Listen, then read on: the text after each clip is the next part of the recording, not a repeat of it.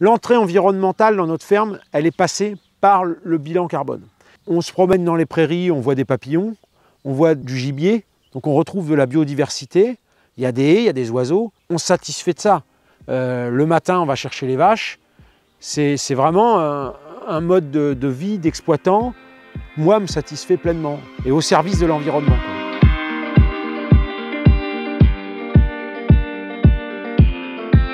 Bonjour, donc Damien Lecuir, je suis donc exploitant agricole avec une bonne centaine de vaches, donc un niveau d'étable assez important pour un système pâturant. Je suis ingénieur agronome de formation. J'ai d'abord fait un BTS production animale en lycée agricole, donc ce qui me donne des connaissances techniques solides en zootechnie. Et ensuite j'ai fait un diplôme d'ingénieur agronome en politique économique de l'agriculture et de l'espace, donc ce qui me permet d'avoir des compétences en économie, et notamment en économie de l'environnement. Avec le développement de l'agriculture durable et de la transition agroécologique, on voit que l'économie de l'environnement prend une grande place aujourd'hui. Mais rapidement, j'ai un ancien collègue d'école qui m'a proposé de m'installer avec lui pour mutualiser nos compétences. Mon associé fait de la polyculture essentiellement, et donc on s'est associés, et la mutualisation de nos compétences est une réussite parce que moi j'ai amené toutes mes qualités de production animale et d'économie, de compta et de gestion. Et lui s'occupe de toute la partie matérielle. Et donc on était dans un modèle très classique, mise aux normes des bâtiments d'élevage, un système plutôt intensif, mais très orienté maïs, soja. Tout d'abord, on a fait nos armes en gardant les systèmes en place pour déjà nous maîtriser notre environnement. Quand je parle d'environnement, c'est l'environnement social, économique et naturel. Donc ça a été un peu les 5 premières années.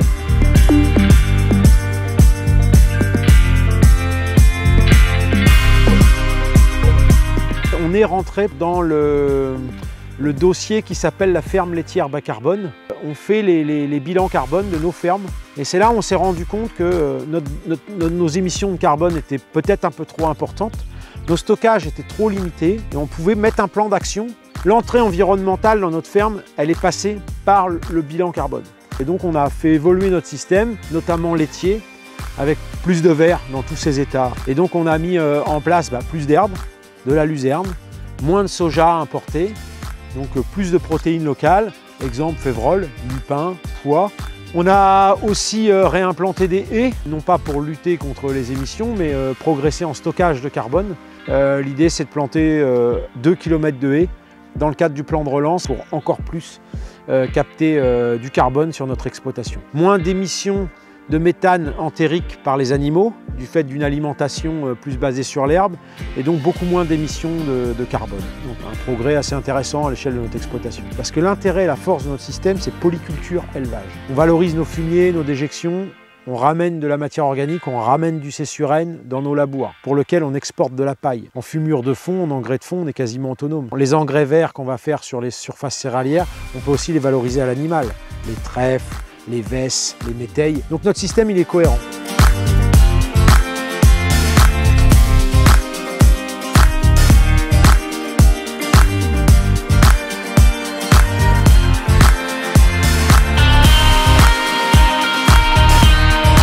Là, les inconvénients à faire ça, c'est d'une part prendre le risque de changer ses pratiques. Au lieu de déciler du maïs le matin, tu vas aller faire la clôture, mettre les vaches à l'herbe, mesurer à l'herbomètre. C'est plus du tout la même organisation du travail. Donc ça fait partie des contraintes à mettre en place. Donc il faut avoir aussi derrière un souci de management pour accompagner le changement, quoi. Donc là, quand tu as un peu mis ton système en place et que tu as lavé ton linge sale, c'est-à-dire que tu es au point, quoi, tu gagnes aussi ta vie. Tu as fini de rembourser tes emprunts JA, donc tu as passé 12 ans. Là, tu peux commencer à être un peu innovant et audacieux et prendre un peu plus de risques, parce que finalement, l'installation, on dit que c'est toujours un parcours du combattant, mais on est toujours dans la gestion du risque. Et aujourd'hui, la contrainte de la transition agroécologique, elle est là, quoi. Dans un système d'économie de marché où on est gouverné par les marchés mondiaux, c'est difficile pour un agriculteur qui a une rémunération assez faible et de se dire comment on peut lui faire prendre du risque à l'agriculteur. Donc à un moment donné, soit ça passe par l'assurance, soit ça passe par une audace qu'il va avoir lui-même, mais ça peut devenir compliqué, quoi. Donc nous, on a attendu un peu d'avoir cette phase de stabilité, de remboursement d'emprunt, où on était plutôt posé, donc on est aujourd'hui voilà, plus serein pour prendre un peu de risque. Donc la culture du soja, c'en est une, et on veut développer de l'autonomie protéique. Voilà un peu notre transition, elle s'est fait comme ça, très progressivement. Il y a aussi un deuxième élément, c'est le coût financier. À quel moment tu vas réimplanter 15 hectares de prairies, c'est du travail du sol, c'est des coûts de semences, et derrière c'est des clôtures, c'est des abreuvoirs, donc c'est des chemins à vaches, et donc tout ça, ça a un coût. Donc la grosse contrainte, elle est financière.